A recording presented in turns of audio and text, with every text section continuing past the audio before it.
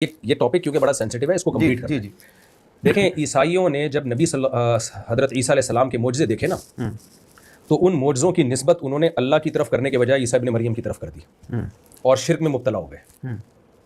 اور جنہوں نے حضرت عیسیٰ کا انکار کیا انہوں نے ان معجزوں کا انکار کر دیا کہ یہ جادو ہے، یہ امپاسبل۔ تو اس سے پتہ چلتا ہے کہ محیر العقول یعنی عقل سے خلاف عقل یا عقل سے بالاتر جب کوئی واقعات ہمارے سامنے آتے ہیں تو اس میں دو انتہائیں ہیں۔ ایک انتہا تو یہ ہاں وہ واقعہ مستند ذریعے سے ہو اور جس کی طرف اس واقعے کی نسبت ہے اس کا ولی اللہ ہونا ثابت ہو جائے، پیغمبر کا پیغمبر ہونا ثابت ہو جائے اور ولی اللہ کا ولی اللہ ہونا ثابت ہو جائے۔ تو جب یہ دو چیزیں ثابت ہو گئیں، پھر اگر کوئی واقعہ ان کی طرف ایسا منسوب ہے جو بالکل عقل کے خلاف ہے، جیسے موسیٰ علیہ السلام کا لاٹھی کا سانپ بنا دینا، تو یہ جب عقل کے خلاف واقعہ سامنے آئیں گے تو پھر اس میں دو ذہنیتیں۔ ایک ذہنیت ہے ایتھیس اور ملحد لوگوں کی، وہ کہتے ہیں امپاسبل، یہ ہو ہی نہیں سکتا۔ یہ وہ ذہنیت ہے جنہوں نے پیغمبروں کے معجزوں کا انکار کروایا اور اولیاء اللہ کی کرامتوں کا انکار کروایا۔ دوسری ذہنیت ہے شرکیہ جو عیسائیوں کی ہے، وہ کہتے ہیں کہ یہ جو ہے نا حضرت عیسیٰ نے خود کیا ہے، اللہ نے آپ کو طاقتیں دی تھی لہذا وہ عیسیٰ کو اللہ کا بیٹا بنا لیا۔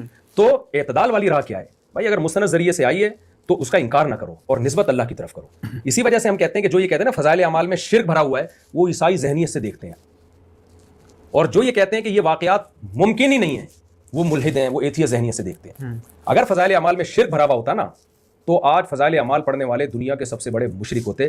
میں نے تبلیغیوں سے زیادہ کوئی توحید پرست دیکھا نہیں، ان کو قبروں سے لوگوں کو اٹھا کے صرف اللہ سے ہوتا ہے، اللہ کے سوا سے نہیں ہوتا، یہ نعرہ لگاتے ہوئے تو سنا ہے انہوں نے، حالانکہ وہ صبح و شام فضائل اعمال کی کرامتیں پڑھتے ہیں لیکن توحیدی ذہن سے۔ آپ